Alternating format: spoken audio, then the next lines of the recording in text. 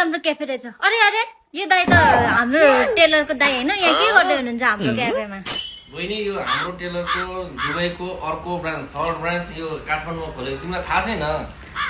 टेलरको third branch first branch कपडाको थियो, त्यसपछि सेकेन्डमा ब्युटी पार्लर छ, त्यसपछि थर्ड ब्रान्च चाहिँ हामीले क्याफे खोलिसक्यो काठमाडौँमा।